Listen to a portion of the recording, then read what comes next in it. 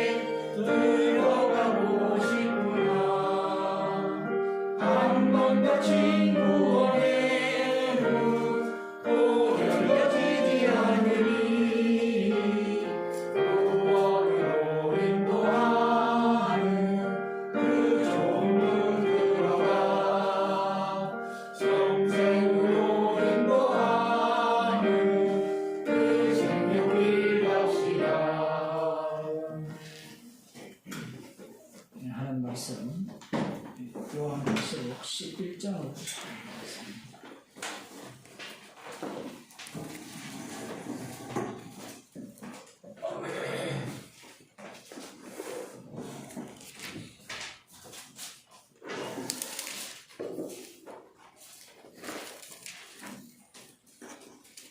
(11장) 3절부터 제가 읽어드리겠습니다. 내가 나의 두 정인에게 권세를 주기는 저희가 굵은 베옷을 입고 1260일을 애원하리라. 이는 이 땅에 주 앞에 섰는 두 감람나무와 두 촛대니 만일 누구든지 저희를 해하고자 한즉 저희 입에서 불이 나서 그 원수를 소멸할지니 누구든지 해하려 하면 반드시 이와 같이 죽임을 당하리라. 저희가 권세를 가지고 하늘을 닫아 그 예언을 하는 날 동안 비 오지 못하게 하고 또 권세를 가지고 물을 변하여 피되게 하고 아무 때든지 원하는 대로 여러 가지 재앙으로 땅을 치리로다. 저희가 그 정거를 마칠 때에 무지갱으로부터 올라오는 짐승이 저희로 더불어 전쟁을 일으켜 저희를 이기고 저희를 죽일 터인즉 저희 시체가 큰 성길에 있으리니 그 성은 영적으로 하면 소돔이라고도 하고 애굽이라고도 하니 곧 저희 주께서 십자가에 못 박히신 곳입니다. 백성들과 족속과 방언과 나라 중에서 사람들이 그 시체를 사흘 반 동안을 목도하며 무덤에 장사하지 못하게 하리로다. 이 두 선지자가 땅에 가는 자들을 괴롭게 하므로 땅에 가는 자들이 저희의 죽음을 즐거워하고 기뻐하여 서로 예물을 보내리라 하리라. 3일 반 후에 하나님께로부터 생기가 저희 속에 들어가며 저희가 발로 일었으니 구경하는 자들이 크게 두려워하더라. 하늘로부터 큰 음성이 있어 이리로 올라가라 함을 저희가 듣고 구름을 타고 하늘로 올라가니 저희 원수들도 구경하더라. 그 시에 큰 지진이 나서 성 10분의 1이 무너지고 지진에 죽은 사람이 7천이라. 그 남은 자들이 두려워하여 영광을 하늘의 하나님께 돌리더라. 아멘. 말씀을 읽게 되면 우리는 벌써 상상을 하게 되죠. 요한계시록을 읽는 사람들이 100이면 100이 상상을 합니다. 오전 설교에서 인간들은 이 말씀을 읽으면서 미래에 될 일을 이렇게 믿죠. 그 믿는 게 아니라고 했죠. 믿는다고 했을 때 이미 자기 마음 속에는 이러하게 될 것이라고 예상을 하죠. 그런데 지금 요한계시록을 읽어보게 되면 앞뒤가 안 맞아요. 분명 앞에 있는 두 정의는 모세와 엘리야가 한 기적과 관련된 내용이거든요. 그것을 주님의 죽으심과 부활을 연결시켜 놨어요. 그러니까 이걸 끼워 맞추려고 해도 끼워 맞출 수가 없거든요. 그 요한계시록 해석을 이렇게 합니다. 그게 인기가 제일 많아요. 인기 많은 이유는 간단해요. 받은 성령이 없기 때문에 사람들의 모든 관심이 미래가 어떻게 될 것인가에 있기 때문에 그래요. 나의 미래가 어떨 것이냐. 점을 치는 것도 마찬가지죠. 점 보는 이유가 요즘은 애들도 점 보잖아요.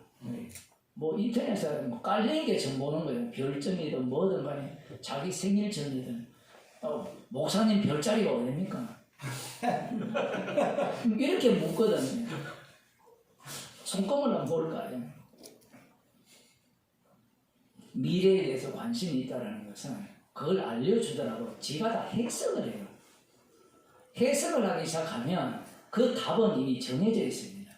그래서 점장이들이 얼마나 편한지 몰라요. 저한테 다 오라고 했어요. 제가 다 예언을 할 테니까. 예언을 한 그 말이 이루어졌을 때 그걸 다시 해석을 하면 돼요. 청와대를 옮겼는데 그 때문에 많은 사람들이 죽었다. 이런 것은 예상 못했거든요. 죽은 후에 다시 해석을 해요. 이것이 새로운 기적을 펼칠 신의 뜻이다. 이것을 어떻게 처리하느냐에 따라서 당신은 위대한 대통령이 될 수 있다. 그래서 또 사건이 또 일어나요. 그러면 이것도 그러하다. 사람이 안 믿을 것 같죠. 교인들이 교회 와서 기도를 할 때 응답을 받았다 하잖아요. 응답을 받을 때 대부분의 간증이 자족하기를 배웠다 이야기하거든요. 배우기는 뭘 배워요? 이 재혼한 사람들, 세 번 결혼한 사람들, 그 사람들의 특징이 뭡니까? 해봐야 별거 없다라는 거죠. 기대치는 똑같은데 별거 없으니까 사는 거예요. 그러면 세 번째 아내나 남편이 첫째보다 더 좋은가? 안 좋아요, 절대로. 그래요.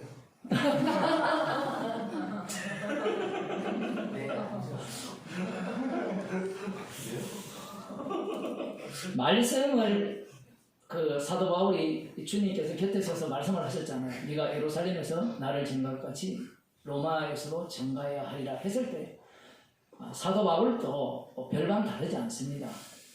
주님이 아니기 때문에 그가 기대를 했을 거 아니에요. 기대를 했는데 관은 이제 조금 있으면 로마까지 가는 과정을 겪게 되고 로마에서도 물론 성도들을 만나긴 만나요. 만나긴 만나는데 그 전체 말씀이 이루어지는 것 자체가 말씀 속에 자기가 들어있거든요. 정인이 되리라 했으니까. 내가 주도권을 못 가져요. 정인되는 주도권. 정인되는 주도권을 가져면요. 내가 영광을 받아야 돼요. 예수님께서는 철저하게 주님은 십자가신 그분뿐이니까 그분이 친히 정인되게 하시거든요. 요한계시록 이 말씀 자체도 십자가에서 다 이룬 내용을 펼쳐놓은 겁니다.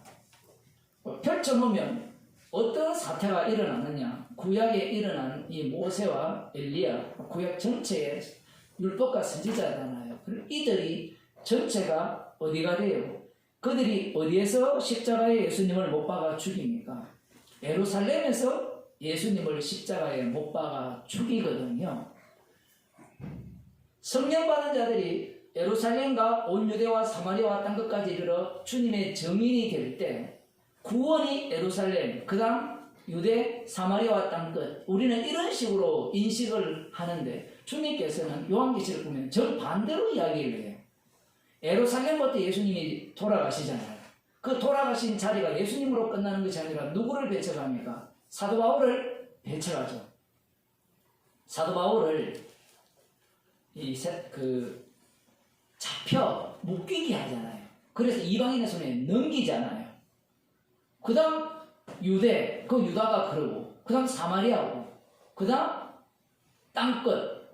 그 전체가 무엇으로 이렇게 드러나느냐, 어떤 땅으로 드러나느냐라고 했을 때는 바로 주께서 십자가에 못 박히신 곳으로 드러나요. 주님께서 이 세상을 불로 심판하시기 위해서 간소한 바 되셨다라고 말씀을 하시거든요. 그 불로 심판을 하려면 그 근거가 있어야 될 거 아닙니까? 아까 우리 김 집사님이 언니가 복음을 들으니까 언니가 하는 말이 야 나는 핑계로 못 되겠다. 이 복음을 들었어. 핑계치 못해요. 주님이 불심판할 때, 지옥 보낼 때. 그 역할을 지금 감당하는 거거든요. 이렇게 보면 전 세계가 어떤 곳인데요? 복음이 전파되는 자들이 다 십자가 사건 속으로 빨려들기 때문에 핍박받는 자가 되고 미움받는 자가 되잖아요. 그러면 그 곳곳이 애굽이 되고 소돔이 되고 무섭죠. 소돔이라 하면 뭐 동성연애가 판치고 그 구약적 의미예요. 그 이태원이 그렇게 된 것은 마약하고 뭐 동성연애 원천이라서 그렇게 저주받았다. 이 십자가를 몰라서 그래요. 십자가 사건이 일어나 버리면 십자가 복음이 전파되는 곳은 다 소돔이에요. 근데 문제가 뭔가 하면 소돔의 자리가 여기거든요. 저쪽이 소돔이라 교회가 그렇게 비난하잖아요. 저쪽은 소돔이기 때문에 저주받아야 돼요. 그러면 십자가의 근거는 저쪽에 있네요. 그게 바리새인의 기도잖아요. 나는 저들과 같지 않고 주여 이렇게 살게 해주심을 감사하나이다. 이 기도를 누가 할까요? 압사당하지 않은 인간들이 할 거 아니에요. 나는 저들과 달리 압사당하지 않았어. 그때 축제를 보러 가지 않았어. 그런데 우리 성도들이 한 명 가서 죽었어야 되는데 복음을 전할 유일한 기회거든요.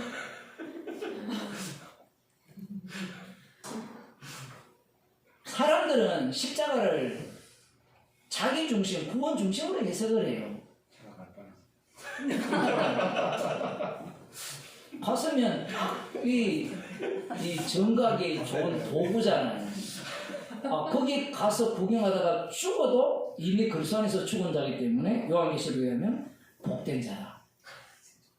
아무도 인정하지 않죠. 왜 그런가 하면 예수님께서 오셔서 세리와 죄인의 친구가 되셨을 때 그 세리와 죄인의 친구들이 노는 장소가 어디였어요? 이태원이었다니까요.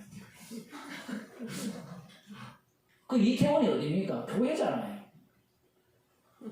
자꾸 구별해요. 구별.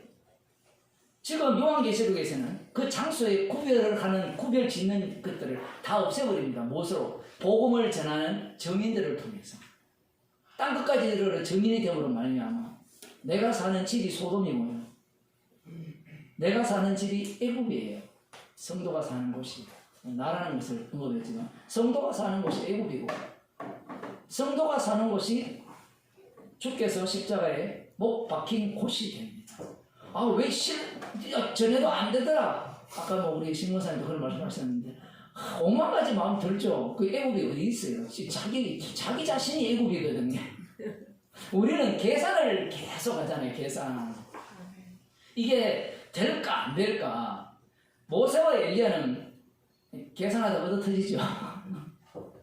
남은 자, 바알에게 무락을 꿇지 않은 남은 자가 7천이나 있다. 자기 안목으로 안 보이죠. 엘리야도 그래 했습니다. 마찬가지죠.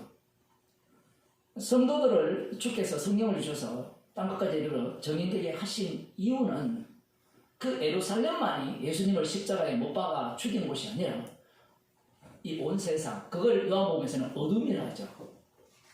세상을 어둠이라 하잖아요. 그 어둠을 한 지역에 국한시키지 않고 이걸 쫙 확대시키면 바이러스처럼 전 세계에 그 십자가에 못 박힌 현장이 되는 겁니다. 이런 말씀을 보면서도 자기 구원을 꿈꾸는 자들이 있죠. 어떻게 하면 7년 환란을 피할까? 이 말도 안 되잖아요. 두 선지자가 이미 죽었거든요. 이런 성경이 있음에도 불구하고 주님 재림하시기 전에, 공중 재림하시기 전에 재림할 때 우리가 들림받아 가야 되고, 목적이 너무 뻔해요. 근데 그걸 미션이라 하거든요. 이해가 안 되죠.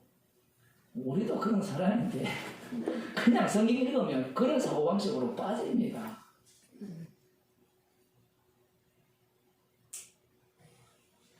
말씀은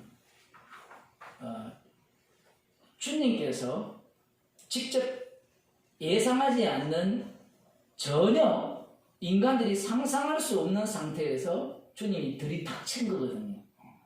예수님 자신을 강도로 비유하잖아요. 강도는 어떻게 옵니까? 예고를 안 하죠. 그리고 그 사람이 강도인지 아닌지는 강도가 와 봐야 알죠. 집에 택배 왔습니다 하실 때 그때는 택배 배달인 줄 알았는데 들어와 보니까 강도. 구약의 메시아가 올 것이라는 예언을 그렇게 하셨을 때 유대인들은 그 말씀에 대해서 기다리고 기대했던 겁니다. 그런데 예수님이 직접 오시니까 그 예수님이 기다린 메시아가 아니었던 거예요. 이후에 예수님이 주신 말씀도 마찬가지입니다. 성도기 때문에 말씀을 믿읍시다. 근데 믿고 기다립시다. 믿고 기다리는 자는 성경에 없는 자예요. 그 기다린다라는 말이 문제가 있다 했죠. 계속 자기가 상상하는 바를 기다려요. 이것 갖고 또 돈 번 사람이 있거든요. 방금 저와 같은 신학을 비슷하게 펼쳐가지고 하나님의 교회라고. 요한기 히브리서 9장 27절을 인용해서 죄와 상관없이 두 번째 나타나시더라. 여러분, 이 이단들이요 보통 똑똑한 게 아니에요. 예수님을 못 알아봤잖아요. 예수님 오셨을 때. 그러면 두 번째 죄와 상관없이 나타났을 때 알아본 사람은 누굽니까? 우리 교회 오는 자. 정말 재밌죠, 이런 것들이. 안사람이 자기가 두 번째 나타났다는 이야기거든요. 그런데 사람들이 믿죠. 여러분, 이해가 안 되죠. 왜 그들이 믿는가 하면 기다리는 메시아예요. 기다리는 메시아. 그러니 그리스도가 여기 있다 저기 있다는 말이 왜 통하느냐라고 할 때는 자기가 기다렸기 때문에 그래요. 제가 여러분들도 그런 제 설교를 들었잖아요. 왜 여기까지 왔느냐. 진리를 찾아왔을 때 그 진리가 내가 찾고자 하는 진리였다면 우상숭배하는 겁니다. 내가 원하는 교회였다면 그건 우상숭배예요.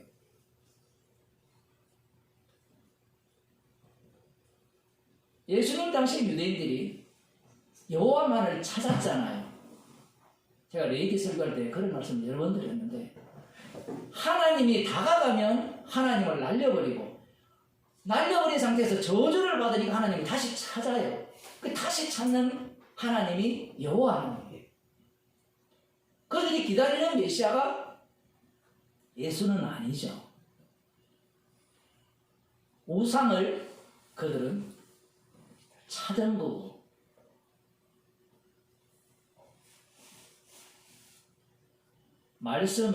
말씀하신 분이 십자가에서 다 끝냈습니다. 그 끝낸 현장을 우리들이 살게 하시는 거니까 기대하지 마시고 그냥 막 사시기 바랍니다. 기도하세요. 하나님 아버지, 예상하고 기다리는 바가 말씀에 근거하였다 할지라도 결국은 주님의 대적자로 드러날 수밖에 없음을 저희들에게 알려주심을 감사드립니다. 주께서 살게 하시는 대로 주님의 증인으로 살게 하여 주옵소서. 예수님 이름으로 기도드립니다. 아멘.